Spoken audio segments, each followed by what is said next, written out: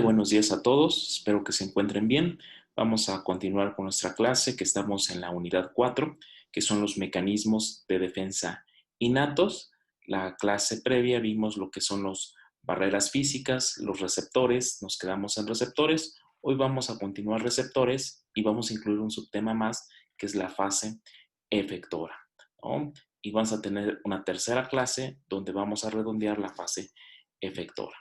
Entonces, quedó claro que prácticamente las barreras físicas, ya sean mecánicas, físicas o químicas, pues prácticamente, aquí falta la palabra física, son mecanismos de resistencia innata. ¿A qué nos vamos a referir con mecanismos de inmunidad innata?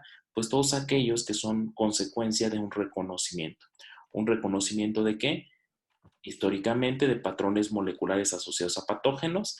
Hicimos el análisis y un término más general para referirnos a esos patrones son patrones moleculares asociados a microorganismos. Estos patrones son muy diversos, de diferente naturaleza química, que principalmente van a estar presentes en virus, bacterias, hongos y cualquier otro microorganismo. Sin embargo, también va a haber patrones que nos van a representar cuando existe algún daño celular de nuestras células propias, de nuestro tejido propio. ¿Cómo vamos a llamar a ellos? Patrones moleculares asociados a daño celular o a tejido, o simplemente patrones moleculares asociados a lesión. Lo abreviamos como DAMS. Ejemplos de DAMS, pues prácticamente son componentes que están en el interior de la célula, no son exclusivos del interior de la célula, también existe dentro de los DAMS algunos de matriz extracelular, entonces no es una excepción. Entonces, en su conjunto, la inmunidad innata, pues tiene que reconocer patrones altamente conservados. Esa fase de reconocimiento es la que vamos a conocer como su fase aferente o de reconocimiento o fase sensora, ¿no? Aquí hay algunos ejemplos, todavía no se preocupen por esos ejemplos, puesto que es lo que estamos haciendo, desglosando familias de receptores, ¿no? Lo importante de esto es que piensen que ese reconocimiento, esa fase sensora, pues puede ocurrir a nivel humoral en cualquier contenido líquido o a nivel celular en células del sistema inmunitario innato. ¿Y para qué van a servir esto? Bueno, para encender, para desencadenar la fase efectora, ¿no? Ya sea a nivel humoral o a nivel celular. Entonces, el día de hoy vamos a terminar de ver esa parte aferente de la parte celular, ¿no? Y nos vamos a meter un poquito en la parte eferente, tanto celular como humoral, para poder entender todo lo que es una respuesta de inmunidad innata.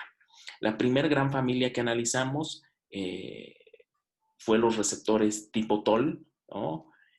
Algo importante que deben tener presente, que esta fase celular aferente, hablamos de receptores que están presentes en cualquier parte, en la superficie, en los endosomas o a nivel de citosol.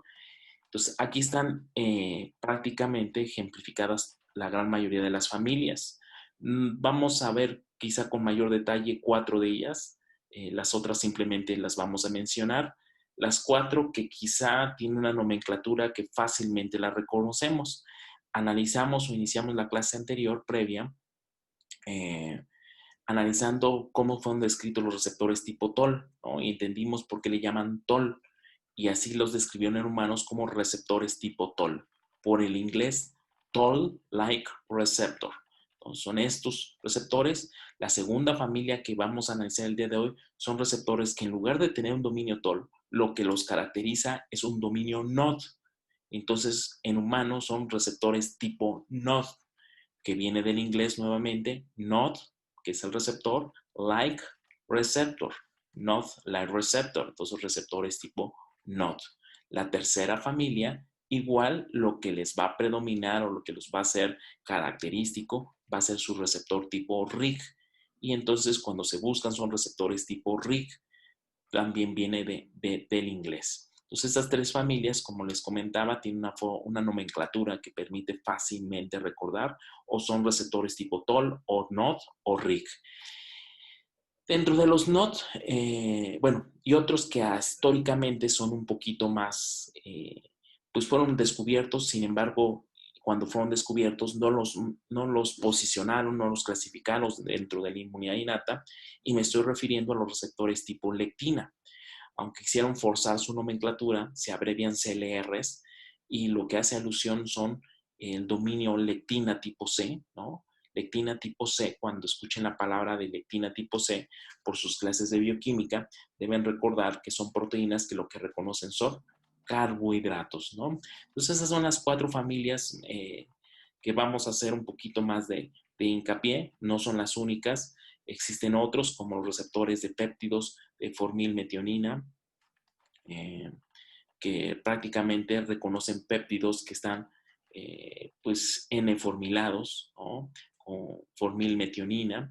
Están otros receptores quizá muy estudiados en el proceso de la fagocitosis, que le llaman receptores scavenger receptor, receptores basureros, que van a reconocer algunos componentes, pues como el diacilglicéridos de los microorganismos, ¿no? Pero vamos a centrar en las familias para entender su consecuencia. Y la principal familia que estudia, no olvidar que estos son receptores que vamos a encontrar, como aquí traté de poner, pues ya sea en la membrana o en los endosomas, ya sea en el citosol, todos estos, o en la membrana de la célula. No son los únicos, recuerden que también tenemos su rama aferente a nivel humoral, y prácticamente son estas. Estas las vamos a dejar a la tercera clase, porque prácticamente esto va a representar pues uno de los sistemas muy interesantes a nivel de humores, a nivel del suero, que es el sistema del complemento, ¿no? Entonces, estos ahorita los vamos a dejar olvidados, al menos en esta clase, y nos vamos a concentrar en los receptores que están en el interior o en la parte externa de la célula. Entonces analizamos los receptores tipo TOL, detallamos que no todos los receptores tipo TOL se encuentran en membrana, otros se encuentran en los endosomas, o son en membrana o son endosomas. De ahí los que les pedí que se aprendieran sus ligandos de alguna forma de memoria, o que los tuvieran siempre presentes, es el receptor tipo TOL4, que reconoce LPS, por las consecuencias que esto trae. Recuerden esto que se dice: quiero un producto libre de pirógenos, es libre de LPS. ¿Y por qué lo tenemos que tener libre de LPS? Porque nuestro organismo tiene en varias células de la inmunidad innata este receptor, y bastan cantidades muy pequeñas a nivel de picogramos o a nivel de nanogramos para dar un efecto biológico. Quizá el efecto biológico más común es la fiebre, de ahí que se clasifican como pirógenos. Entonces, a partir de ahora ya saben el mecanismo molecular por el cual esos pirógenos pues tienen ese efecto en el cuerpo, y es mediado a través del receptor tipo TOL4. Otro ejemplo prototipo es TLR5, y los prototipos de TLRs endosomales, que prácticamente se reducen a reconocer RNA. RNA de doble o cadena sencilla, y también DNA. El DNA es diferente, o las secuencias patrones son DNA hipometilado, que es una característica clásica del DNA bacteriano, que no tiene metilos, y también son secuencias que están de alguna forma conservadas, que son muy ricas en citocinas y guaninas, por eso se conoce como CPG. Entonces, cada que escuchen la palabra CPG, estamos hablando de un patrón molecular de DNA, y ese es reconocido por TLR9. ¿Qué ocasiona esto? Bueno, ocasiona diferentes cosas, va a señalizar, ¿no? Entender los procesos de señalización, yo siempre les digo que es de alguna manera entender varias fases. Primera fase, ligando receptor. Segunda fase, proteínas adaptadoras, que en este caso concreto las proteínas adaptadoras va a ser MID88 y TRIF. Tercer nivel de señalización, porque va a ser la consecuencia de desencadenar una serie de fosforilaciones, ¿no? De activación de sinasas, que lo que hace una sinasa es fosforilar. Puede ser de forma directa, pueden ser una o dos, tres sinasas, puede ser solo en 2 pasos, como la vía de señalización JAK-STAT, o puede ser muy complejo, como segundos mensajeros, diacilglicerol, depresión de liberación de calcio, y al final la activación de una PKC, una sinasa. Bueno, independiente de lo que pasa, es fosforilar para activar. Y la cuarto y último eslabón de un proceso de señalización que deben tener presente es el factor de transcripción, el que va a decidir qué genes se van a transcribir. Y en este caso, muy propio de la familia de receptores tipo TOL, los dos factores de transcripción claves, importantes, indispensables, que siempre se van a estar activando, pues va a ser NF-κB y IRFs. NF-κB simplemente es el factor nuclear kappa B, así se llama. Ese es el factor inductor de interferones. ¿Y por qué estos dos factores? Bueno, estos dos factores en varios procesos inflamatorios, en varios procesos que se está activando la respuesta innata y que de alguna forma se le han atribuido patologías, pues hoy se sabe que son responsables al menos este factor nuclear. Si se dan cuenta, independiente de dónde venga, pues siempre se están activando los dos. Si vienen por estos TLRs como el 4 y el 4, pues vean, de forma inmediata se va tanto MIR88 como TRIF. Si viene por los endosomales como TLR3, inmediatamente se ve a TRIF. Sin embargo, TRIF de alguna manera también activa NF-κB. Lo mismo ocurre de esta forma. Si estos directamente activan MIR88, también terminan haciendo IRF3 o IRFs. Conclusión de esto, ¿no? Algunos TLRs polarizan más para inducir NF-κB y otros polarizan más para inducir IRFs. Conclusión, ¿cuáles son los que más inducen IRFs? Bueno, casualmente los que inducen más IRFs pues van a ser los TLRs que están en los endosomas. Casualmente los que reconocen los que sus ligandos, sus agonistas son ácidos nucleicos, ya sea CPG o RNA de cadena sencilla o RNA de cadena doble. ¿Y por qué es esto? Porque casualmente el DNA y el RNA que se encuentran en un endosoma, pues nos va a hacer asociación principalmente a una infección viral, ¿no? Aquí ya lo pueden asociar directamente con esta infección que ocasiona el COVID-19 por el virus SARS-CoV-2, ¿no? Gran parte de lo que se está conociendo de cómo induce la respuesta es mediado por estos receptores TLR7, TLR8, TLR3. Los invito a que lean uno de los artículos que hemos publicado sobre reconocimiento de SARS-CoV-2 sobre TLR7 y TLR8 a mediados de marzo apareció ya en línea y justamente lo que se discute en el artículo que el virus es altamente reconocido por esos TLRs y lo que va a inducir va a ser interferones tipo 1. ¿Para qué van a servir los interferones tipo 1? Bueno, como se observa en esta diapositiva, el que una célula produzca interferones tipo 1, ¿y a qué me refiero con tipo 1? A interferones alfa, interferones beta, lo que va a ocasionar que esa célula entre en un estado antiviral. Y otra cosa voy a añadir aquí, además de ese estado antiviral, van a iniciar un estado antiproliferativo, ¿no? Entonces, esos son dos propiedades que los interferones tipo 1 son capaces de hacer. ¿Gracias a qué? A que señalizaron por estos TLRs principalmente. Sin embargo, si se señaliza por estos TLRs, sí va a haber interferones, pero lo que más va a predominar pues es la translocación de NF-κB. ¿Y qué ocasiona NF-κB? Número 1, citocinas, ¿no? Citocinas que a continuación las voy a llamar en un grupo como citocinas proinflamatorias. Número 2, quimiosinas. Quimiosinas que ustedes ya tienen que relacionar con su clase de tráfico leucocitario como moléculas que permiten dirigir o llegar células. Es decir, cada que una célula reconoce a través de este receptor, ahí en ese sitio se van a reclutar células. Y mejor aún, también va a promover la expresión de moléculas de adhesión. Una célula que va pasando de alguna forma en el sitio donde está ocurriendo esa señalización, gracias a que los TLRs dieron señales y se activaron, expresan moléculas como las selectinas E, si estamos hablando de endotelio, selectina E, que permite que se adhieran las células al endotelio y posteriormente esto va a permitir la llegada del endotelio a los tejidos. Y otra función importante de la activación de TLRs es que se expresan estas dos moléculas. Quizá ahorita no van a entender el por qué, pero sí requiero que las tengan presentes ahí en sus notas, anoten que gracias a que los TLRs reconocieron, se expresa CD80 y CD86, que en su conjunto, este tipo de moléculas se va a llamar moléculas coestimuladoras, ¿no? coestimuladoras. Consecuencia de que existan citocinas, quimiosinas, moléculas de adhesión y moléculas coestimuladoras, pues la consecuencia la vamos a llamar inflamación, una inflamación aguda, ¿no?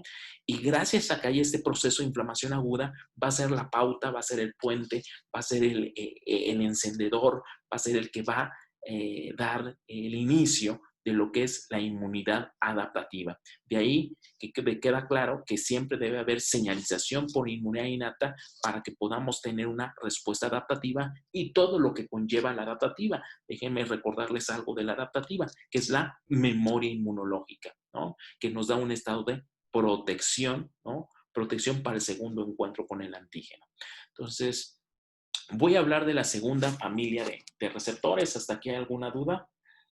¿No? Vamos. Segunda familia, receptores tipo NOD, lo que caracteriza es este dominio. Si se dan cuenta, todo lo que aquí acabo de poner, todos tienen dominio de alguna forma, dominio NOD, ¿no? Ya sea las diferentes nombres de estas proteínas, pues lo que los caracteriza es el tener el dominio NOD. ¿Qué van a reconocer? Bueno, van a reconocer diferentes ligandos. Los más característicos son ligandos asociados a algunas toxinas, ¿no? También se conoce que, por ejemplo, el ATP, ¿no? Puede ser reconocido por estos dominios tipo NOD, ¿no? Y ocasionar la señalización, ¿no? Los cristales de uratos, ¿no? Que se llegan a formar por el ácido úrico son reconocidos por este tipo de receptores. A diferencia de los pasados, estos receptores, me voy a permitir cambiar de diapositiva. ¿Dónde están encuentros? Bueno, estos son los receptores, ¿no? Estos sensores, estos receptores van a ocupar diferentes moléculas para dar su señalización. No me voy a concretar en el detalle, no acabamos. De alguna forma es un panorama muy general, pero lo que sí necesito que tengan presente es que estos receptores están en el citosol. ¿Y qué van a ocasionar en el citosol una vez que señalizan? Bueno, una vez que señalizan, ya sea por patógenos directamente o por componentes como cristales, salida de potasio o las propias especies reactivas del oxígeno o productos bacterianos como toxinas, va a señalizar esto. ¿Y qué es señalizar esto? A diferencia de los TOL, lo que va a ocasionar que se van a formar diferentes complejos, como pueden observar aquí. Puede ser con los receptores tipo NOD, NLRP3, o pueden ser con los NLRC4, o pueden ser con los receptores AIM2. En su conjunto, o bueno, más bien, ¿qué tienen en común estos tres? Bueno, estos tres van a formar estructuras como esto. Esto se les va a llamar complejo, ya vieron, es complejo, inflamasoma. Inflama de inflamación y soma de cuerpo, es el cuerpo de inflamación. ¿Por qué destallo esto? Bueno, porque casi todas las células que componen un individuo tienen receptores tipo NOD, ¿no? Tienen receptores tipo NOD. Entonces, al decir que tienen receptores tipo NOD, todos pueden formar este complejo inflamasoma. Y este complejo inflamasoma, ¿qué es capaz de hacer? Bueno, como se dan cuenta, va a tener una subunidad que va a permitir activar una caspasa. Esa caspasa se llama caspasa 1. ¿No? Entonces, a partir de ahora, su conocimiento ya empieza a ser más grande. Cuando escuchaban caspasas, estoy casi seguro que casi todos asociaban a muerte celular. Bueno, hoy en día, cuando escuchen caspasas, ya pueden preguntar, ¿son caspasas de muerte celular o caspasas inflamatorias? Y un ejemplo de una caspasa inflamatoria es la caspasa 1, ¿no? Porque no va a mandar directamente a muerte celular, sino va a promover ese proceso inflamatorio. ¿Por qué? Porque ¿qué hace la caspasa 1? Vean, todas nuestras células o la gran mayoría de células tiene ya sintetizado, ya tiene preformado esta proteína que se llama ¿qué? Prointerleucina 1 beta. ¿Qué va a hacer? ¿Por qué toda célula tiene prointerleucina 1 beta? Porque anteriormente seguramente tuvo un encuentro, ya sea por TLRs, por poner un ejemplo, y eso ocasionó la transcripción de un gen que se llama prointerleucina 1 beta. La prointerleucina 1 beta va a entrar en estos genes, en estas citocinas, ¿no? Estas citocinas. ¿Y qué va a hacer la prointerleucina 1 beta? Bueno, la prointerleucina 1 beta gracias a que está presente la caspasa 1, porque se formó este cuerpo de inflamación, va a sufrir un corte y va a transformarse de prointerleucina 1 beta a interleucina beta. Esta interleucina beta, bueno, esta interleucina beta es la que se va a liberar, ¿no? Y es una de las citocinas más clásicas del proceso inflamatorio, ¿no? Ejemplos para que entiendan por qué tenemos que tener tanto detalle de esto, por qué tenemos que tener presente el inflamasoma. Bueno, aquí les puse un ejemplo. Nos hemos encontrado, por ejemplo, en procesos, por ejemplo, infarto agudo al miocardio, por poner uno, infarto agudo al miocardio. Bueno, ¿no se han preguntado por qué hay tanto daño? Simplemente porque por algunos minutos no hubo el aporte sanguíneo suficiente, no hubo el aporte sanguíneo o la llevada de oxígeno y de alguna forma hipoxia de tejido y el paciente termina con daños en todo el cuerpo. Bueno, gran parte del daño, ¿no?, del daño es por la generación de la interleucina 1 beta a nivel sistémico, ¿no? Hablamos de una inflamación generalizada, sistémica, y esa va a ser propia del daño, ¿no? Daño también, por ejemplo, en artritis, el dolor de estas articulaciones, la culpable va a ser interleucina 1 beta. Enfermedades como psoriasis, que es una inflamación excesiva en la piel, placas psoriáticas que se forman, bueno, una de las citocinas iniciadoras o que forma parte de esa fisiopatología va a ser la interleucina 1 beta, ¿no? Y podemos enmarcar una serie de enfermedades. De ahí la importancia de estudiar pues esta citocina y cómo se induce. Tanto así que ya existen medicamentos que van dirigidos contra bloquear la interleucina 1 beta y en un futuro seguramente van a estar bloqueando ya este complejo inflamasoma. Entonces, cuando analicen en farmacología, si ven fármacos pues de últimas generaciones, pues ahí van a escuchar, es un anticuerpo que bloquea interleucina 1 beta, ¿no? O es un receptor soluble de interleucina 1 beta, esa función del fármaco. Entonces van a decir, perfecto, entonces toda la interleucina beta que se está secretando, pues ya no va a tener su función, por más que se esté activando el inflamasoma. Otra cosa que es importante tener muy presente es lo siguiente: ¿cuánto tiempo creen que va a durar este proceso? ¿En cuánto tiempo reconozco un patrón molecular asociado a patógeno, a microorganismo, a daño celular y tengo la interleucina 1 beta? ¿Qué requiero? Activar inflamasoma, activar caspasas y ya está preformada la proteína. Simplemente le hago un corte y ya la tengo libre. Pongan en mente un tiempo. Ahora, pensemos en lo otro anterior que les estoy enseñando. ¿Cuánto tiempo creen que va a pasar cuando un ligando PAMS, MAMS o DAMS es reconocido por TLRs y tengo citocinas inflamatorias o interferones tipo 1? ¿Cuánto tiempo creen? Aquí, ¿qué va a involucrar? Proteínas adaptadoras, sinasas y factores de transcripción, ¿no? La transcripción, la traducción, ¿no? Y la generación de la proteína, que en este caso es la citocina. ¿Qué creen que sea más rápido? ¿Señalización por receptores tipo TOL o señalización por receptores tipo NOT, propiamente inflamasoma? A ver, vamos más despacio. Seguramente tuvieron una clase algún día en su desarrollo profesional de que existen factores de transcripción, no propiamente el NF-κB, pero todo factor lo que hace es unir a un sitio promotor y ese sitio promotor permite la transcripción de un gen, ¿no? Eso se genera de un gen RNA mensajero, ese RNA mensajero pues viaja dependiendo al ribosoma o al retículo endoplásmico para luego traducirse y luego generar una proteína. Analizaron en bioquímica lo que le pasa a una proteína cuando pasa por el trans-Golgi, va pasando a generar su estructura cuaternaria. Mi pregunta es, ¿cuánto tiempo lleva todo ese proceso? En fisiología analizaron señalización por algún receptor muy importante fisiológico, midieron en laboratorio cuánto tiempo se tardaron. Sumen esos procesos y por muy rápido que lo haga una célula, cuánto tiempo pasa entre un ligando y una consecuencia, que es la generación de una proteína. Algunos minutos, bueno, no sé, diría segundos, pero El punto es que tiene que ser lo más rápido posible, ¿no? Ser Lo eficiente. más rápido posible es ligando receptor. Son procesos de segundos, 15 segundos cuando se mide en laboratorio, 10 segundos, pero nada más es el estímulo. Por ejemplo, hicieron flujo de calcio de forma indirecta en fisiología y es muy rápido, efectivamente. Es un impulso, calcio, liberación y una consecuencia.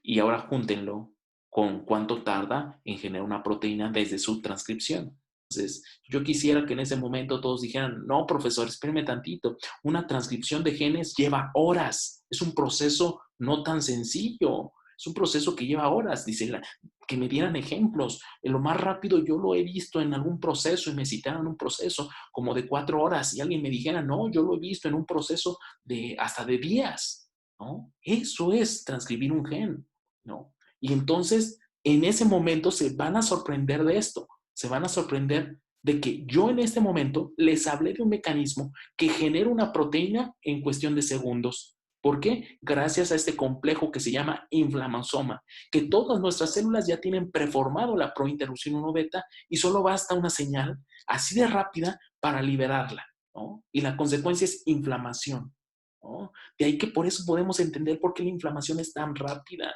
¿no? Yo pongo un ejemplo muy sencillo. Todos nos hemos bajado las escaleras y de alguna forma algún día hemos tropezado, ¿no? Y hemos tenido desde que nos tropezamos y nos duele, y ahí nos sobamos o nos caemos de las escaleras, no tan grave y nos sobamos, hasta gente que se ha lastimado e inmediatamente se para y por pena dice que no le dolió, pero a veces no le dolió y después de horas le empieza a doler. Bueno, eso después de horas o después de que llega a su casa, ve ese moretón y dice, sí, ese moretón lo tengo porque me caí o me falseé, pisé mal. Bueno, ahí vemos un proceso de inflamación en el que igual seguramente tardó horas para generar estas citocinas inflamatorias, pero también hay gente que inmediatamente tiene el dolor, pues seguramente esas personas, pues lo que activaron fue el complejo inflamasoma, ¿no? Hemos visto en la televisión, en las noticias, jugadores de fútbol les da un infarto, muy jóvenes, muy deportistas, muy sanos, y vamos a darles el voto de confianza, nada de drogas. ¿Por qué un sujeto joven le puede dar un infarto y hasta ahí puede quedar? Y los sujetos mayores, de alguna forma, pueden contar sus infartos. Es mi tercer infarto y no le ha pasado nada. Bueno, la consecuencia de eso es que entre más joven, más fuerte la respuesta y algo de que ocasiona más daño es la activación de inflamasoma. Por esa razón, un sujeto con un infarto joven puede llegar hasta la muerte inmediatamente y un sujeto de edad avanzada no, porque pues, estos mecanismos que estamos estudiando, pues lo vimos en una característica que pues de alguna forma también van envejeciendo, ¿no? Va a haber una senescencia de la respuesta. Y así podemos explicar muchos procesos. Entonces, por eso necesito que tengan presente eso. Tercer mecanismo, tercer familia de receptores. A diferencia de las otras, ¿no? A diferencia de las otras, estos es donde se encuentran todos en el citosol, todos en el citosol. ¿A cuáles voy a poner? Vean, la lista es grande, muy grande. Yo lo que trato de hacer es reducirlo a lo mínimo. Y voy a ponerles dos ejemplos, los más sencillos. Si son los receptores tipo RIG, los que se pueden aprender es este de acá, RIG1, RIG1, ¿no? Como ejemplo. Voy a ponerles si quieren otro, o voy a ponerles otro que esté por acá, DAI, ¿no? El famoso DAI, ¿no? Es factor regulador activado por interferones dependientes de DNA. Olvídense del nombre, quizá no requiero eso, pero sí que tengan presente qué hace esta molécula, pues reconoce DNA. Y una vez que reconoce DNA, pues van a ver muchas flechitas, pero al fin y al cabo todas esas flechitas, ¿en qué terminan? En activar qué factor nuclear, NF-κB. ¿Y qué les dije las diapositivas anteriores que hacía NF-κB? Vamos a regresarnos. ¿Qué hacía? Citocinas inflamatorias, quimiosinas, moléculas de adhesión y moléculas coestimuladoras. Entonces, otra forma, por la presencia de DNA a nivel de citosol, pues vamos a tener inflamación.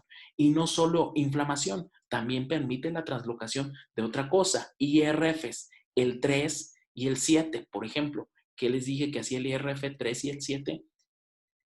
La generación de interferones tipo 1. ¿Y qué hacen los interferones tipo 1? Un estado antiviral y antiproliferativo. Yo siempre les digo, son los dos procesos que todo investigador en el área médica, en el área clínica, ¿no? El área biológica aplicada en humanos, quisiera encontrar, ¿no? Soluciones. ¿Qué es lo que aqueja a la salud? ¿No? Infecciones virales y cáncer. Y casualmente nuestro cuerpo, para tratar de contener eso que tiene, interferones tipo 1, que su función es frenar la infección viral y frenar la replicación de células, ¿no? Ahí está en estas vías de señalización, pues grandes secretos de cuáles van a ser pues los campos de estudio, las diferentes directrices que va a tomar, que toma y está tomando la investigación, ¿no? Entonces, da lo mismo, pero ahora por sensores de DNA. ¿Por qué dije da lo mismo? Porque se transloca el mismo factor nuclear NF-κB y los mismos factores IRFs. Entonces, teniendo en mente eso, pues no nos vamos a estar complicando con tantos nombres, pero sí tenemos en mente que tenemos algo en el citosol que va a señalizar, que va a tener proteínas adaptadoras, que va a activar sinasas, pero la consecuencia es un factor de transcripción. Y el factor es el mismo, son los mismos de los receptores tipo TOL, ¿no? Nuevamente es un proceso que requiere tiempo porque estamos hablando de generación de una proteína, estamos hablando de transcripción y su posterior traducción. Vámonos a otra familia, quizá la primera descrita, sin embargo nunca le dieron el peso. Y me refiero a los experimentos de Elie Meshnikov. ¿Alguien recuerda qué vio Elie Meshnikov? Macrófagos, no. Efectivamente, se asocia por los macrófagos porque fue el primero estudiando la estrella de mar en decir que había células que rodeaban la espina de una rosa tratándola de comer la espina o de sacar la espina, ¿no? Bueno, ese proceso fisiológico lo pudo ver Elie Meshnikov gracias a que las células que él las bautizó como macrófagos, bueno, contenían este tipo de receptores, los receptores tipo lectina C, ¿no? Entender la estructura de lectina C la tuvieron que ver en bioquímica. Aquí ya nada más es posicionarla en un proceso importante como es la fagocitosis. Entonces, cada que un receptor tipo lectina, y solo les voy a pedir que se aprendan uno, vean la cantidad de receptores. Quedamos en la clase anterior que hablar de PRRs son como 100. ¿De aquí cuántos llevamos? Les pedí que se aprendieran de esos 100. TLR4, TLR5, 7, 8, que prácticamente hacen lo mismo. TLR3, TLR9, ¿no?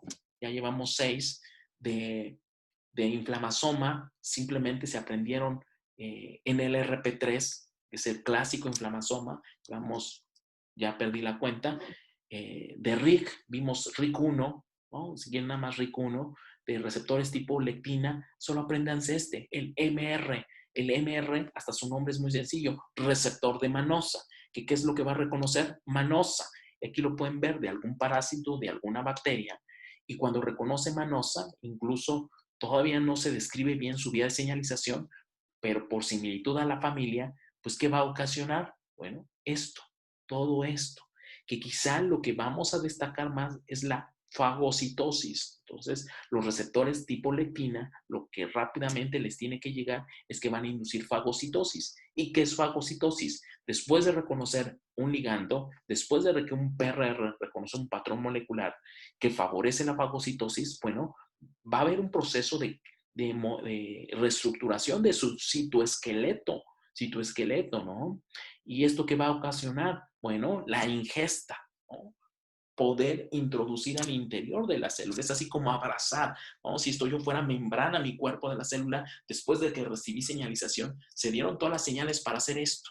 Y de esta forma, lo que acabo de fagocitar, ahora lo estoy dejando en un endosoma. Si es una fagocitosis, se llama fagosoma, ¿no? Entonces, gracias a que se forma esto, bueno, aquí inicialmente, pues tenemos señalización por receptores tipo lectinas C. Entonces, si hasta aquí han pensado que esto está complejo, créanme que lo puse de la manera más sencilla, solamente 4 grandes familias de receptores. Tipo TOL, tipo NOD, tipo RIG y tipo lectina C. Porque esto va a ser más complejo y se los voy a poner en un video para que vean lo complejo que es. Pero para que les interese, tomen interés en el video, les voy a hacer una pregunta con el receptor más estudiado, TLR4. TLR4. ¿Qué les dije que reconocen? Lipopolisacárido. Lipopolisacárido. Ok, perfecto. Ahora, piensen en cualquier infección de una bacteria que tiene lipopolisacárido. ¿Reconocerá el lipopolisacárido que está libre o que está embebido en la bacteria? Para contestar eso, tienen que entender y tener en mente su clase de microbiología, ¿no? Y de entender qué es el LPS. Y entonces darse cuenta que el LPS son varias cadenas de acilo, 5, 6, 7, dependiendo de qué tipo de bacteria es, tacilado, hexacilado, cadenas de acilo, ¿no? Un core, ¿no? Un core, carbohidratos, ¿no? Es una molécula grande. Y nos queda claro por química que las cadenas de acilo van a estar embebidas en la bacteria, ¿no? ¿No? Y entonces, ¿cómo va a reconocer el TLR4 el LPS? ¿Qué será más fácil? ¿Reconocer el LPS de una bacteria o de una bacteria viva, de una bacteria que está medio muerta o una bacteria que yo con un antibiótico acabo de destruir eh, algún proceso importante de la bacteria y tengo libre LPS? ¿No? ¿Se dan cuenta? La bacteria puede ser reconocida viva, muerta, media muerta, con o sin antibiótico, porque lo que reconoce son patrones moleculares. Y si está viva, ¿cómo lo va a reconocer? Entonces, estructuralmente nos metemos en problemas. Entonces, para poder explicar eso, para cada receptor hay investigación cada vez. Vamos a ver el siguiente video. Pongan mucha atención. Este video nos pone un ejemplo de un proceso todos los días, ¿no? Todos los días. Que lamentablemente cada que les pongo este video, lo único que recuerdan es ese desayuno y el pug que apareció ahí. Pero eso yo no quiero que recuerden. Lo que quiero que recuerden que todo el momento de nuestra vida, en este momento, tenemos un balance de reconocer patrones moleculares de microorganismos o de daño celular versus, ¿cómo se llama? Cualquier patógeno que va entrando. Entonces siempre va a haber de alguna forma esos patrones y debe haber un balance. Por ejemplo, cuando nos cepillamos así de fuerte, va a haber DAMs, ¿no? Y esos van a ser reconocidos. Cuando nos rasuramos y por alguna razón, ¿no? Nos cortamos, más de uno, estoy seguro que a la gran mayoría le ha pasado algo así, se corta. Bueno, es ahí donde tienen que pensar en la inmunidad, ¿no? ¿Y qué van a pensar? Bueno, que mi sistema inmune tiene esos PRRs. ¿Y qué hacen esos PRRs? Reconocen eso, patrones moleculares asociados a patógenos. Y puede ser más sencillo, vamos a pensar en una E. coli, ¿no? Que tiene LPS. Y para ello tengo ese receptor, TLR4. Les pongo ahí el ejemplo de TLR4 y una estructura muy cercana a la realidad. Bueno, cosas que tienen que tener presentes si les está gustando el tema. Bueno, ese TLR4, observen a continuación. No es solito, esa es una estructura, ¿no? Debe formar heterodímeros o homodímeros. ¿Qué quiero decir con eso? Que siempre van a actuar de dos. Ese es uno solo, entonces se juntan dos. Por eso parecía de alguna forma como dos cuernitos. Entonces, ahí está la bacteria. La bacteria entra, está en un medio rico, la sangre, tiene proteínas, tiene todo. Y obviamente de tener una bacteria, después de unas horas, pues van a tener muchas, ¿no? O cuestión de minutos, dependiendo qué tipo de bacteria y la vía de entrada. ¿Qué va a pasar? Observen esa molécula. Pongan la atención que hizo la molécula. ¿Qué hizo esa molécula que está en color rosa? Tomar Mírenlo como lo ven. para reconocerlo. Lo reconoció, pero además de reconocerlo, como que vimos que la molécula era soluble. Y acá está la bacteria. Como que fue a la bacteria, le quitó algo. Le quitó algo. Vamos a preguntarnos qué nos quitó. Vean cómo se llama. ¿Ya la vieron? Proteína de unión a LPS. Es decir, esa proteína que estaba soluble fue y le quitó LPS a la bacteria. ¿Se acuerdan que les dije que había PRR solubles? Y ahora, ¿de qué le va a servir? Vamos a seguir la secuencia. Perdón, la secuencia de esto. ¿Qué está haciendo ahí? Se lo presenta a un LPP linfocito. se lo está llevando ¿a quién? A un linfocito. A un T. No, No, a una célula dendrítica. no. ¿Qué estamos viendo? No estamos viendo ni células, ni ahorita el proceso.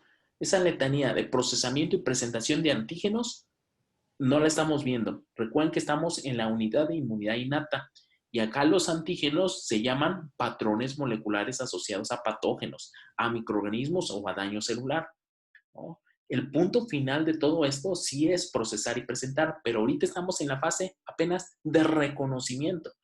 Y lo que vemos en ese dibujo es que otra proteína llamada CD14, que también está soluble, le transfirió el LPS. ¿Y qué le va a hacer esto? ¿Qué va a ocasionar? Vean el CD14. El CD14, ¿no?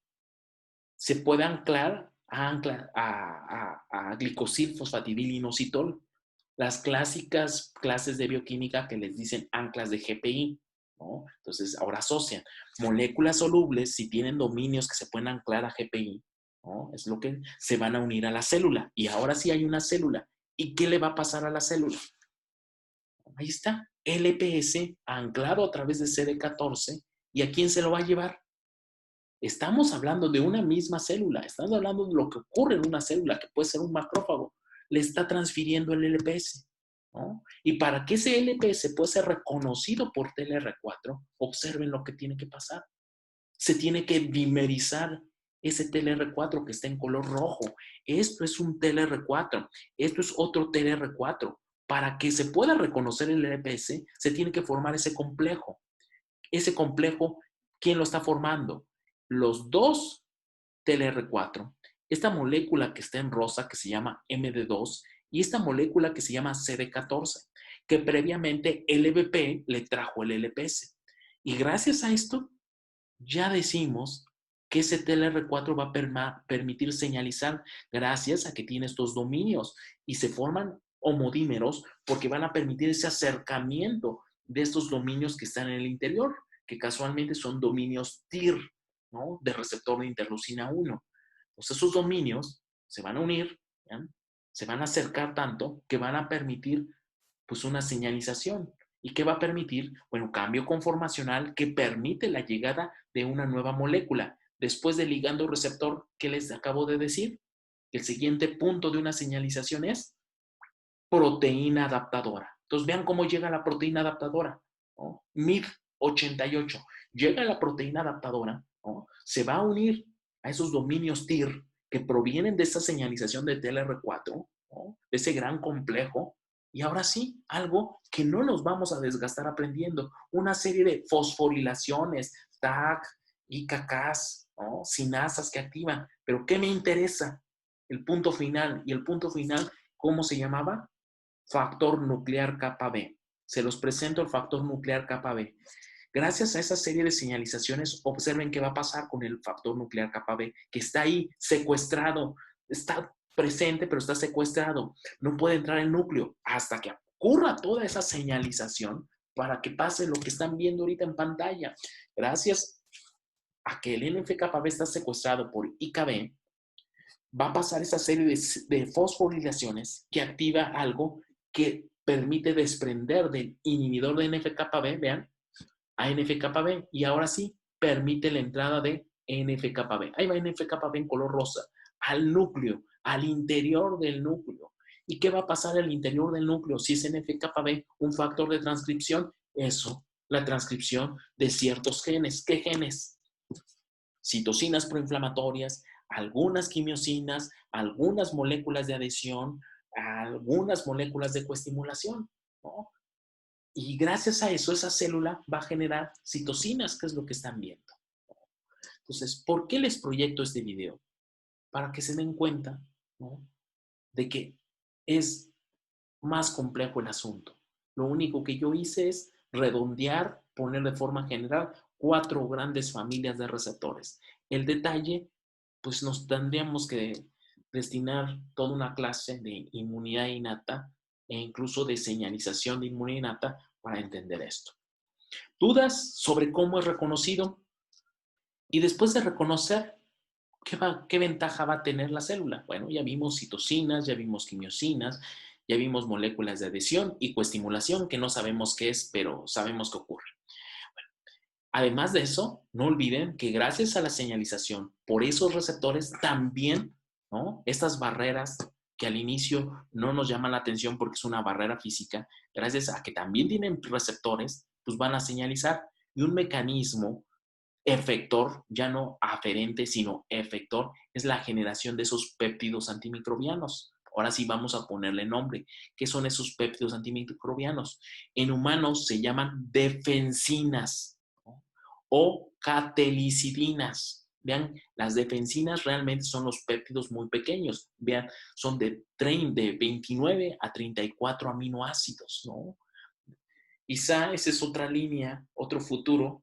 Si revisan banco de patentes, hay un gran número de patentes, pues entrándole a los péptidos antimicrobianos, porque pues es la forma, son los antimicrobianos biológicos del cuerpo los que produce, ¿no? Ya sea de forma constitutiva como barrera o mediado por señalización, mediado por fase eferente. Quizá me voy a retroceder para que vean que no nos estamos perdiendo en el tema. Vean, observen esto. Hablamos de inmunidad innata, hablamos de dos componentes, humoral y celular. Acabamos de entender esta parte aferente. Bien, ¿por qué? TLRs, una familia de receptores. CD14 lo vimos como ayudando al TLR4. Dectina 1 es un receptor tipo lectina. NOT1 y NOT2, receptores tipo NOT. Entonces, estos van a tener su fase eferente, gracias a que señalizan que generan péptidos antimicrobianos, proteasas, lipasas, glicosidasas, ¿no? Al fin y al cabo, puras enzimas, ¿no? Vimos en la célula y también acabamos de verlo también a nivel de humoral, CD14 y LBP, que va a generar citocinas, ¿no? Entonces, prácticamente este cuadro lo estamos desglosando. Si se perdieron, ahí está. Entonces, gracias a reconocer patrones altamente conservados, como PAMS, MAMS o DAMS, pues puedo generar péptidos antimicrobianos. Otro proceso importante que compete mucho a los químicos QFBs, tener muy claro, que a veces no lo tienen claro, pero espero que después de esta diapositiva ya lo puedan entender, ¿no? Y a veces, si ya llevaron toxicología, a veces me llama mucho la atención que casi todo el semestre hablan de estrés oxidativo. En muchas materias hablan del famoso estrés oxidativo. El estrés oxidativo no es más que un proceso efector, ¿no? Efector de la inmunidad innata, ¿no? Así de sencillo. ¿Y qué es eso? Bueno, las células que tienen potencial fagocítico tienen esto. Esto se llama NDPH oxidasa. ¿Y qué hace la NDPH oxidasa? En bioquímica estás en prácticas con la NDPH oxidasa. Pero esa es una proteína que está así, se ancla cuando se activa este complejo de varias proteínas a la membrana. ¿Y qué va a hacer la NDPH oxidasa? Bueno, muy sencillo, tomar el oxígeno y convertirlo a anión superóxido, ¿no? ¿Por qué lo hace? Porque la célula está fagocitando. Y ustedes ya me pueden completar por qué está fagocitando. Está fagocitando. Porque hay una bacteria. Sí, porque hay una bacteria y a nivel molecular, ¿qué está pasando? Profe, ¿puede repetir que las células que tienen el potencial fagocítico tienen esta como complejo, ¿cómo se llama? NDPH oxidasa, aquí está, NADPH oxidasa, NADPH oxidasa. Toda célula fagocítica tiene este complejo. ¿Y qué hace este complejo? Bueno, cada que un receptor tipo lectina C, ¿se acuerdan de los lectina C? Les dije, propician la fagocitosis. Y les puse un ejemplo cuando vimos lectina C, receptores tipo lectina C, receptor de manosa. Entonces, la respuesta que yo quería que me dieran era la siguiente. Cuando un macrófago, una célula fagocítica, reconoce manosa, pues se va a propiciar la fagocitosis. Y entre propiciar la fagocitosis, ¿qué es? Formar este complejo que se llama NADPH oxidasa. ¿Y qué va a ocasionar? Buenos químicos, pues tomar el oxígeno molecular, ese O2, y convertirlo a anión superóxido. ¿Y qué le va a pasar con el anión superóxido? Bueno, el anión superóxido va a ser transformado, ¿no?, por una enzima que tienen las células que se llama superóxido dismutasa. ¿Y qué hace la superóxido dismutasa? Toma el anión superóxido y lo convierte en peróxido de hidrógeno, ¿no? ¿Qué va a pasar cuando adentro de la célula, adentro del fagosoma hay peróxido de hidrógeno? Bueno, puede ocurrir varias cosas. Una cosa sencilla que no está en el dibujo, bueno, está aquí, pero a veces la entienden en microbiología y me da risa porque se lo aprenden de memoria y no entienden el impacto de esto. Estoy seguro que cuando hicieron pruebas bioquímicas en microbiología, caracterizaban algunas bacterias como catalasa positivo. Staphylococcus aureus catalasa positivo, ¿sí o no? ¿Y qué les dice catalasa positivo? Que descompone el peróxido en agua y oxígeno. Exacto, que descompone este peróxido de hidrógeno en agua y oxígeno. Y aquí está lo interesante. ¿Y para qué creen que les sirva eso? Vean, la bacteria sabe más de inmunología. Evolutivamente hablando, pues tuvo su catalasa porque sabe que el peróxido de hidrógeno es algo que se genera a partir del anión superóxido por la superóxido dismutasa, y ese anión superóxido se generó por la NADPH oxidasa gracias a que se formó el complejo NADPH oxidasa porque la célula está siendo fagocitada. ¿Y por qué destruye el peróxido de hidrógeno? Porque aquí viene la química. Puede ocurrir dos cosas: la presencia de peróxido de hidrógeno, ¿no?, y de fierro 2 más. ¿Qué se llama eso? Química, pues, química general. Reacciones de Fenton. Reacciones de Fenton. ¿Y qué pasa con una reacción de Fenton? Peróxido de hidrógeno me va a formar radicales hidroxilo. Los neutrófilos, los macrófagos, tienen algo bien interesante. Tiene una enzima que se llama mieloperoxidasa. Entonces, la mieloperoxidasa y la presencia de peróxido de hidrógeno y la presencia del ion cloro va a formar ácido hipocloroso. Entonces, químicamente, ¿qué está pasando? Cada que un macrófago, ese que Elie Meshnikov describió y dijo que estaba fagocitando la espina, bueno, lo que hizo, activó su NADPH oxidasa, generó peróxido de hidrógeno, reacciones de Fenton, radicales hidroxilo, mieloperoxidasa y iones cloro, ácido hipocloroso. ¿Cómo creen que se llama el conjunto de esto que está en rojo? Anión superóxido, peróxido de hidrógeno, radicales hidroxilo y ácido hipocloroso. Especies reactivas del oxígeno. Eso es lo que ocasiona daño y destrucción. Su finalidad es destruir lo que fagocitó. Pero hoy sabemos, si esto no es regulado, ¿qué va a pasar? Pues lo que va a pasar es que se están destruyendo muchas otras proteínas. Se está dañando a la célula. Ese gran potencial oxidante que se está generando, pues es lo que genera el estrés oxidativo. Y la pregunta bien sencilla: ¿quién generó el estrés oxidativo? Pues las células de inmunidad innata, ¿no? Y aquí ya pueden unir todas sus otras clases que les enseñan que un factor preponderante, desencadenante, es el estrés oxidativo, cáncer, infecciones crónicas. Ahí está, es la inmunología, ¿no? Y esto se pone más interesante. ¿Por qué? ¿No? Porque hay bacterias, unan su microbiología, que tienen como factor de virulencia o como cosa característica enzimas que bloquean esto. Ejemplo, la clásica catalasa. Una bacteria catalasa positivo, ¿qué hace? Pues todo el peróxido de hidrógeno que se genera, pues no permite que se vaya a reacciones de Fenton, ni mucho menos que se apoye o se use como sustrato de la mieloperoxidasa. Y todavía no le hemos entrado más detalle. Si en esa célula se da una señal que permítanme usar el término, una señal maestra, por decirlo así, que en las siguientes diapositivas les voy a decir quién da esa señal. Bueno, esa gran señal que se da en algunas células, no en todas, ocasiona óxido nítrico, ¿no? Y entonces junten sus clases de bioquímica, cómo genera óxido nítrico. Cambio de arginina a citrulina. Por eso les piden en bioquímica que tengan presentes las estructuras, porque van a decir, efectivamente, cambio arginina a citrulina, me libera óxido nítrico. Y si tengo óxido nítrico en todo este proceso que se llama fagocitosis, óxido nítrico y anión superóxido, especies reactivas del nitrógeno. Y aquí les va lo interesante de esto. estas de acá, sumadas con estas de acá, es decir, especies reactivas del oxígeno más especies reactivas del nitrógeno, hace que un macrófago sea 100 veces más bactericida, ¿no? Un macrófago por sí solo ya es bactericida porque sabe activar su NADPH oxidasa, pero si además se da esa señal, que no he dicho el nombre, y genera especies reactivas del nitrógeno, 100 veces más bactericida. Ejemplo y aplicación de esto. Bueno, antes de poner la aplicación de esto, les voy a poner algo bien curioso.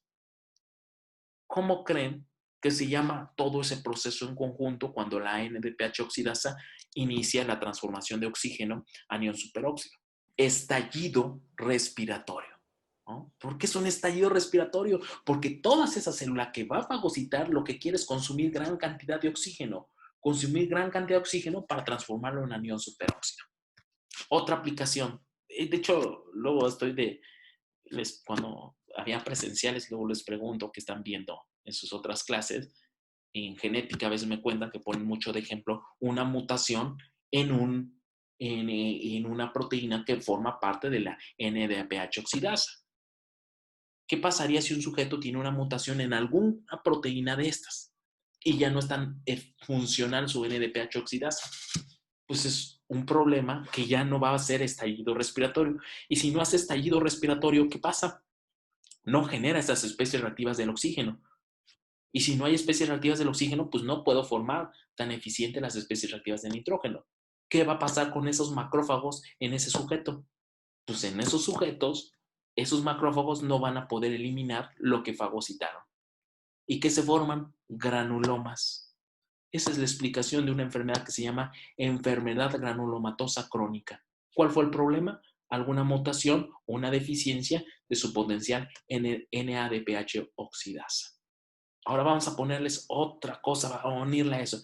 Imagínense que un neutrófilo, el neutrófilo es una célula fagocítica, llega y fagocita, sigue con estallido respiratorio.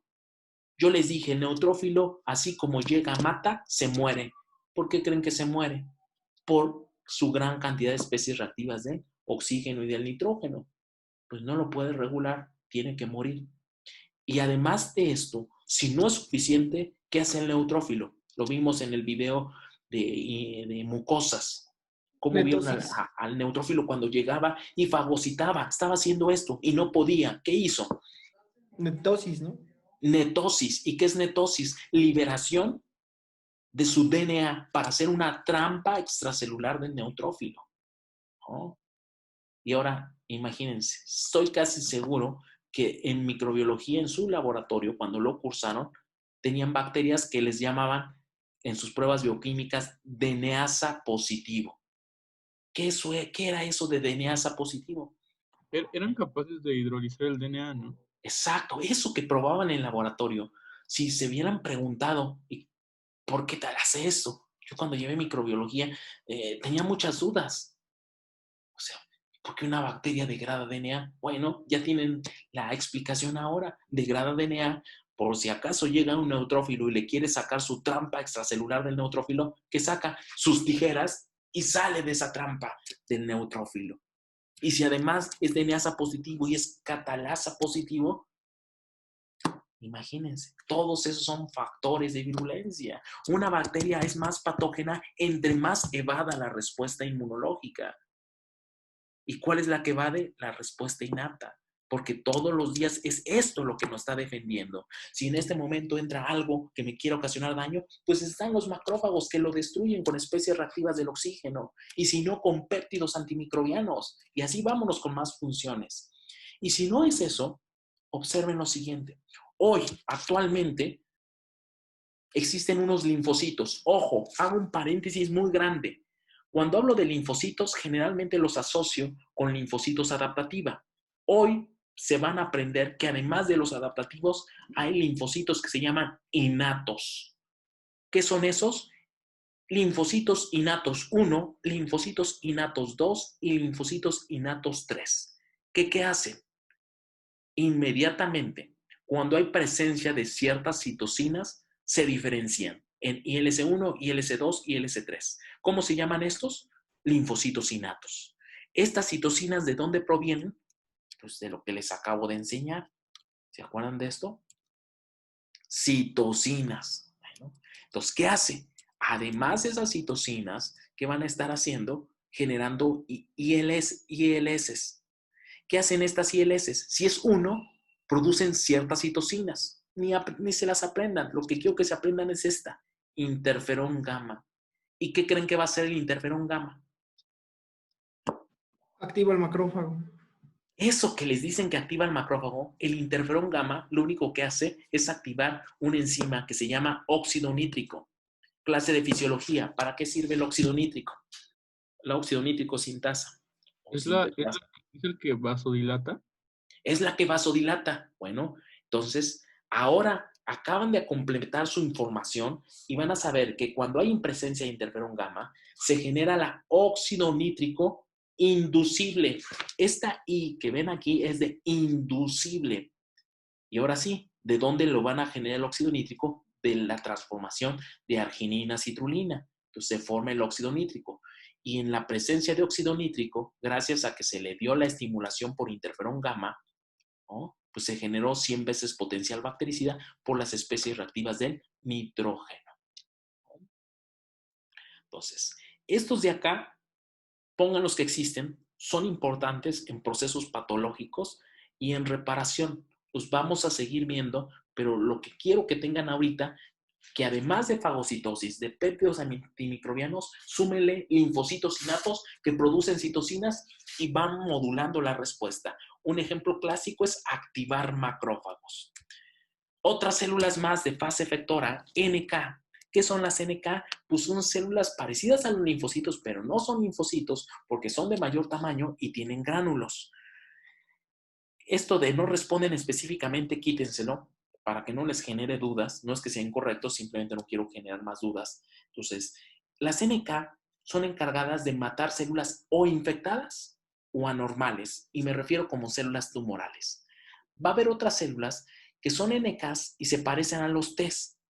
Ni son Ts ni son NK. ¿Cómo se van a llamar? Células NKTs. Entonces, siguen sumando ILS, linfocitos innatos, NK y NKT. Voy a explicar estas dos en conjunto. ¿Qué hacen? Un linfocito NK, cuando encuentra una célula infectada, no le está reconociendo patrones altamente conservados. Simplemente reconoce algo en la célula que le da señales para mandarla a muerte, ¿no? Y entonces, gracias a una célula dañada o infectada por virus, inmediatamente la manda a muerte. ¿Cómo lo hace? Bueno, yo lo digo para que lo aprendan fácilmente, que las NK o las NKT están listas para matar, ¿no? Es así como que inmediatamente, con tanta violencia que hay, son la violencia que ya casi te sacan el arma y te quieren disparar. ¿Por qué no te disparan? Porque tú le dices, no, yo no soy, yo no hice eso, me estás confundiendo. Así son los NKs. ¿Por qué molecularmente? Bueno, aquí está un NK, está lista para matar, pero en el momento que se acerca a la célula que va a matar, puede ser una célula buena o una célula infectada, una célula tumoral. Si es una célula normal, sana, lo que molecularmente va a predominar son dos señales, tanto señales activadoras como señales inhibitorias, ¿no? Receptores tipo CAR para activación y receptores tipo KIR para inhibición. Entonces, ¿qué pasaría si hay tanto activación como inhibición al mismo tiempo? Pues lo que pasa, muchas cosas, nada, porque están las dos señales. Y entonces, la traducción de tener dos señales, tanto inhibitoras como activadoras, pues la célula normal propia se salva de estar muerta. En cambio, ¿qué va a pasar si la célula está estresada, si la célula está infectada o si la célula, su ciclo de proliferación está alterado? No va a ser capaz de expresar estos receptores inhibitorios y solo va a expresarse receptores de activación. Y la consecuencia que va a ocurrir cuando esta célula NK se acerca a esa célula rara, y rara es infectada o perdió su ciclo su ciclo de proliferación, regulación, entonces es una célula tumoral, pues la consecuencia al tener solo señales de activación, pues va a ser la lisis, la apoptosis de esta célula. Entonces, un mecanismo más que le sumamos a esa fase efectora. Detalles, Pues vean, tenemos muchos receptores activadores, DAP5, DAP10, DAP12, ¿no? Receptores de inmunoglobulina, ¿no? Pero sí también tenemos receptores inhibitorios, tenemos sus ligandos, ¿no? No pido ni quiero que se aprendan esto, lo único que quiero que tengan presente, la CNK mata tanto por receptores de activación como receptores de inhibición. Mi célula cuando está normal le da ambas señales. Traducción, equilibrio de esto, no pasa nada. Una célula infectada, una célula tumoral, predominan solo señales activadoras, es decir, predominan estos ligandos, ¿no? Entonces, por eso la NK contribuye a esa muerte. Un mecanismo más de inmunidad innata. El siguiente mecanismo que al mismo tiempo está ocurriendo es este. Es tan complejo y tan importante que en la siguiente clase vamos a hablar toda la clase de esto y estoy seguro que no nos va a alcanzar tiempo. Porque quiero quitar todas esas cosas que les dicen que el complemento es como la cascada de coagulación, que el complemento son puras proteasas. No, el complemento es algo mejor que eso y que el complemento solo sirve para complejo ataque a membrana. Eso es lo último, eso es lo histórico y eso es la última consecuencia y generalmente nunca pasa.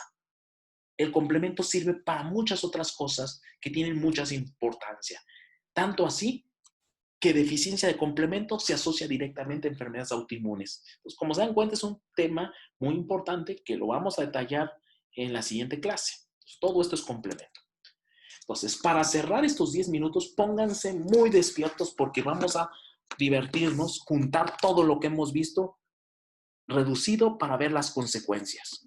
Y con esto ya pueden entender por qué hay pacientes, lamentablemente, ahorita infectados por SARS-CoV-2 que están hospitalizados en terapia intensiva a punto de ser entubados por la respuesta inflamatoria.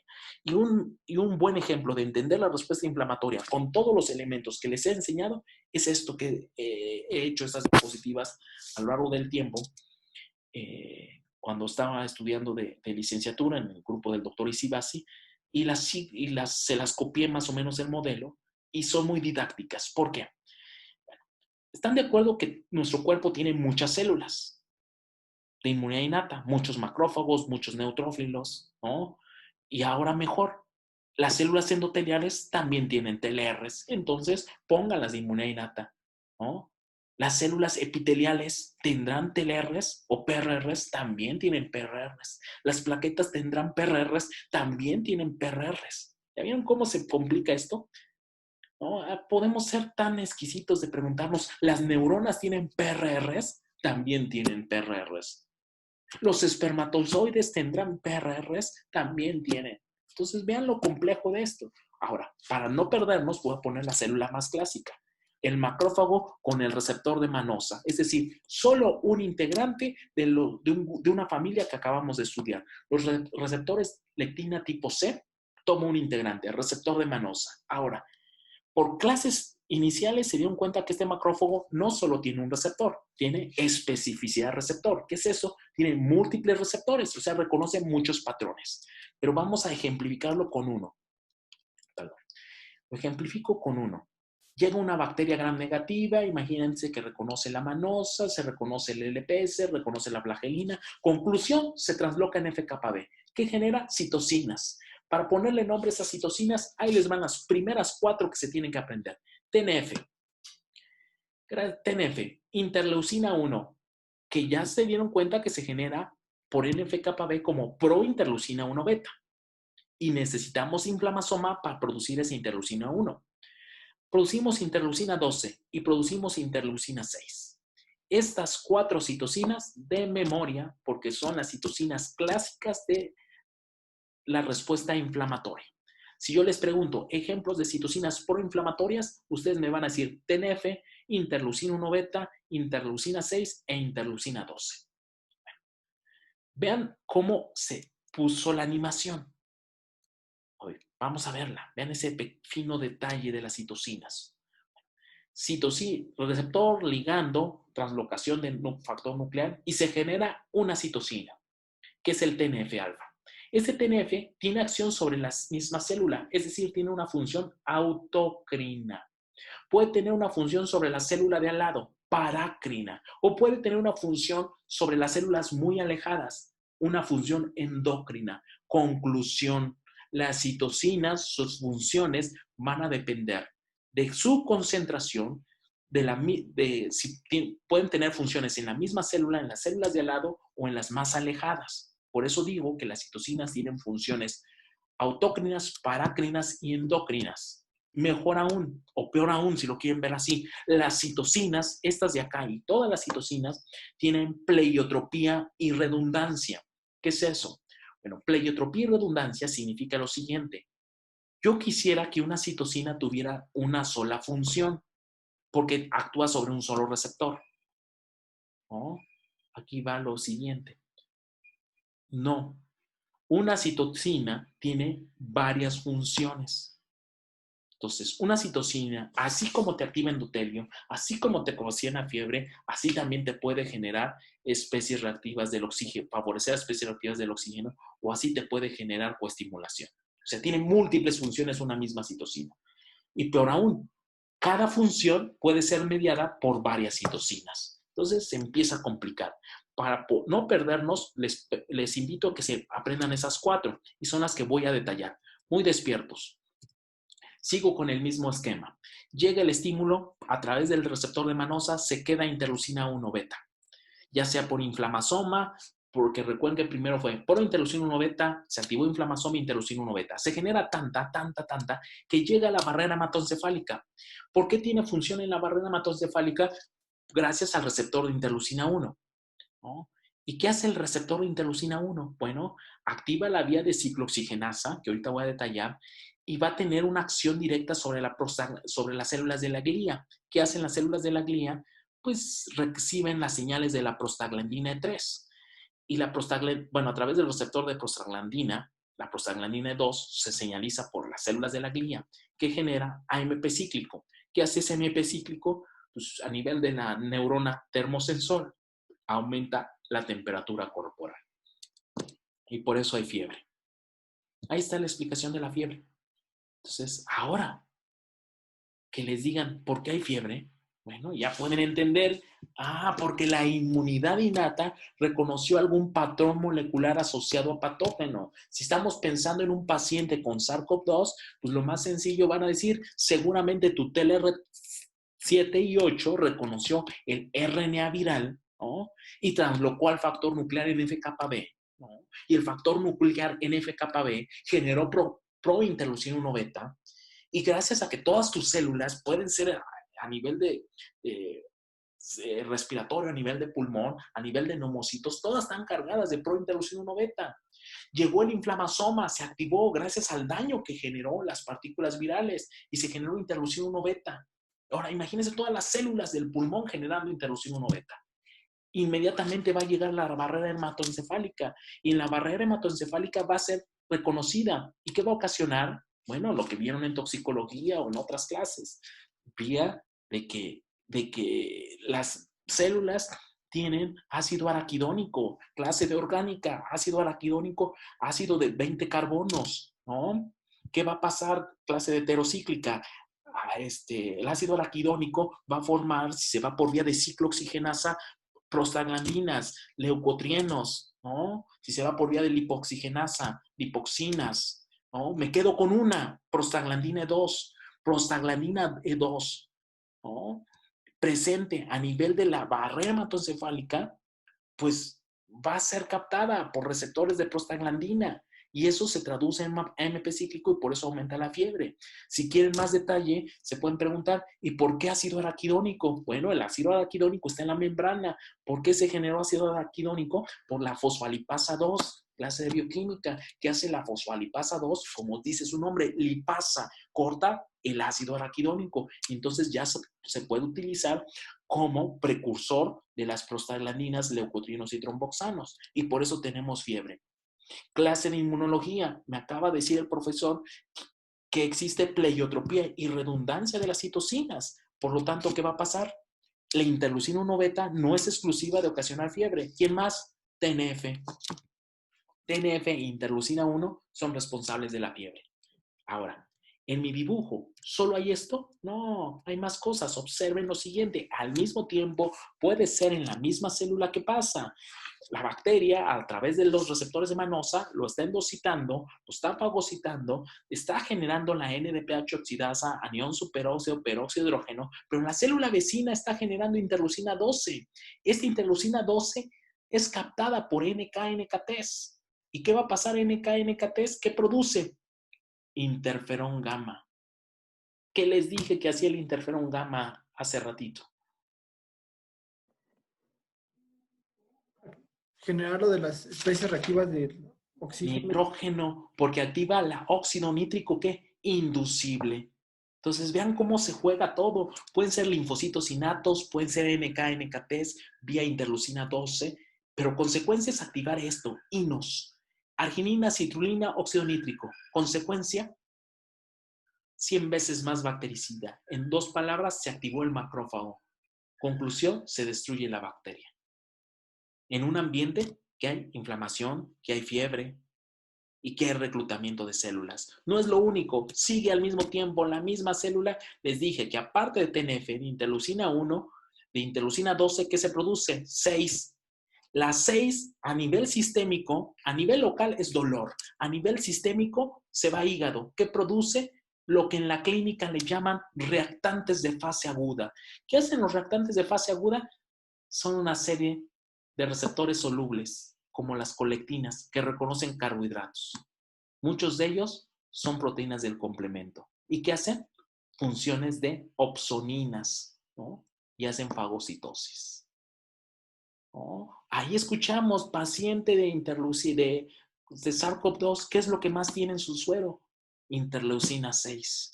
Solución, si saben, la terapia más avanzada para el COVID-19. Lamentablemente es un anticuerpo de interleucina 6. Entonces, ¿qué hace esa terapia? Bloquea la interleucina 6 para ya no estar generando más reactantes de fase aguda.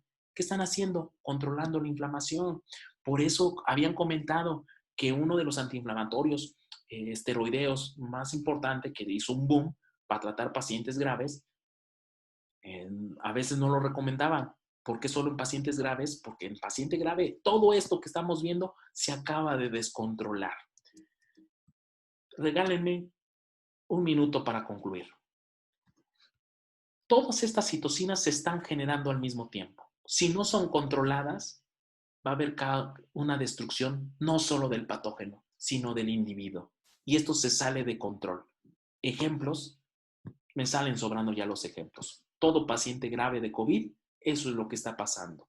Lo que en las noticias a veces han hablado cuando invitan a expertos, hablan de la famosa tormenta de citocinas. Es eso. ¿Por qué a unos pacientes les va bien, a otros mal? Bueno, porque en algunos es regulado. ¿Cómo es regulado? Así se genera interleucina 10, se genera receptor soluble de TNF, receptor soluble de interleucina 1 beta, y entonces el cuerpo empieza a regular esto. La misma interleucina 6 apaga la transcripción en esos macrófagos y en los de al lado de esas citocinas. Conclusión, acaba de tener la regulación. Lo mismo dicho en una escala del tiempo. Por eso, en la clínica, el tiempo vale oro. Llegar a terapia intensiva y estar con una adecuada soporte, es crítico el tiempo. ¿Por qué el tiempo? Observen esta gráfica. Estímulo inicial, citocinas inflamatorias, lo que acabamos de ver. TNF, interleucina, TNF, fiebre, ¿ya se acuerdan? ¿No? Activa endotelio también. Interleucina 1 beta por inflamosoma más fiebre también activa endotelio. Interleucina 6, mucho dolor. Interleucina 6, reactantes de fase aguda. Interleucina 12, ¿qué les enseñé? NK-NKTs, óxido nítrico inducible, especies reactivas de nitrógeno, ¿no? Todo eso lo vamos a llamar una respuesta proinflamatoria. A toda respuesta proinflamatoria va una respuesta que regula, una antiinflamatoria, que bloquea esto. Poquito después, pero debe ser de igual magnitud. ¿Consecuencia de esto? Homeostasis. Ahí está el clásico cuadro. Me enfermo, me siento mal, estoy en cama porque tengo inflamación, porque tengo dolor, tengo interleucina 6. Y a esto súmenle los interferones, ¿no? Por eso dejan de comer también. Bueno, después de 3 días, después de una semana, ya fue suficiente la antiinflamatoria, ya se controló todo y recupera la homeostasis. Pero ¿qué va a pasar? ¿Qué va a pasar? En algunos sujetos, La proinflamación es tan fuerte que la antiinflamación y el sujeto cae en síndrome de respuesta inflamatoria a nivel sistémico. Es un sujeto que todo le falla, que puede llevar a falla múltiple orgánica. Cuando escuchan a un paciente que está intubado es porque que requiere intubación, ya no funciona el intercambio de oxígeno. ¿Por qué? ¿Quién lo destruyó? Esto, las citocinas inflamatorias. Estas mismas citocinas también fallan el riñón, por eso tienen que tener diálisis, falla renal, y así podemos irnos a diferentes órganos. Pero ustedes lo están viendo, así como hay exceso de proinflamación, también puede haber exceso de ¿qué? De antiinflamación. Y aquí está la respuesta antiinflamatoria en exceso. Observen esto se llama así, síndrome de respuesta antiinflamatoria compensatoria. Observen esta ventana en el tiempo. ¿Qué está pasando? En el tiempo esto lo que predomina es apagar la respuesta. Es decir, ya no hay citocinas, ya no hay inflamación, ya no hay receptores en la célula. ¿Qué creen que pasa en ese momento?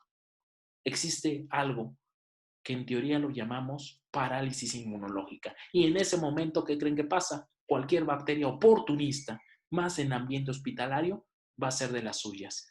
Y esto se traduce en ¿qué? En una infección. Y si no se puede controlar por la parálisis inmunológica, esto llega a una sepsis. Ahí están los ejemplos. El sujeto que entró por influenza se complicó, terminó lamentablemente en un mal escenario, que puede ser la muerte. ¿Por qué? No por la influenza, sino porque se le complicó con otra infección. ¿Por qué otra infección? Por esta fase antiinflamatoria, por una mala regulación del proceso inflamatorio. Entonces, la siguiente clase inicio así. ¿Qué es la inflamación? Y vamos a poder entender varios procesos biológicos con esas poquitas moléculas que les acabo de enseñar. Entonces, hasta aquí dejamos la clase. Si tienen dudas, con todo gusto las contesto.